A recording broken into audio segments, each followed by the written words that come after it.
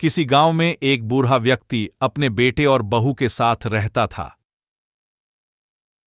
परिवार सुखी संपन्न था, किसी तरह की कोई परेशानी नहीं थी। बूढ़ा बाप, जो किसी समय अच्छा खासा नौजवान था, आज बुढ़ापे से हार गया था। चलते समय गिर जाया करता था, लाठी की जरूरत पड्डी बेचने लगी, चेहरा झुर्रियों से भर चुका था, बस अपना जीवन किसी तरह व्यतीत कर रहा था। घर में एक चीज अच्छी थी कि शाम को खाना खाते समय पूरा परिवार एक साथ टेबल पर बैठकर खाना खाता था।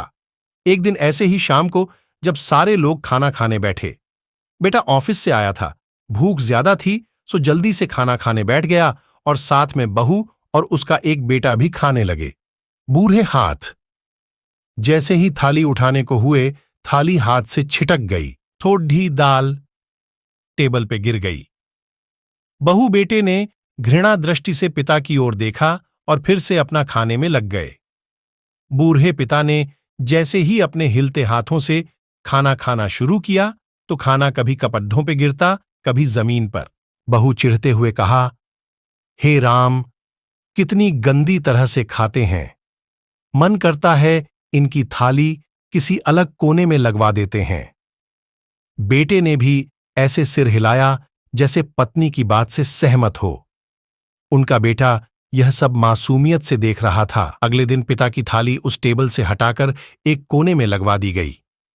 पिता की डबडबाती आंखें सब कुछ देखते हुए भी कुछ बोल नहीं पा रही थीं। बूढ़ा पिता रोज की तरह खाना खाने लगा। खाना कभी इधर गिरता, कभी उधर। छोटा बच्चा अपना खाना छोड़कर लगातार अपने दादा की तरफ देख रहा था।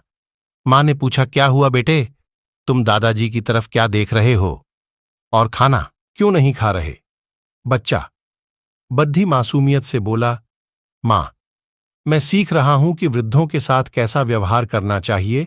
जब मैं बद्धा हो जाऊंगा और आप लोग बूढ़े हो जाओगे तो मैं भी आपको इसी तरह कोने में खाना खिलाया करूंगा। बच्चे के मुंह से ऐसा सुनते ही बेटे और बहू दोनों कांप उठे। शायद बच्चे की बात उनके मन में बैठ गई थी, क्योंकि बच्चा ने मासूमियत के साथ एक बहुत बरहा सबक दोनों लोगों को दिया था। बेटे ने जल्दी से आगे बढ़कर पिता को उठाया और वापस टेबल पे खाने के लिए बिठाया, और बहू भी भागकर पानी का गिलास लेकर आई कि पिताजी को कोई तकलीफ ना हो। इस कहानी से शिक्षा मिलती है कि माँ बाप इस दुनियाओं की सबसे बड़ी पूंजी हैं।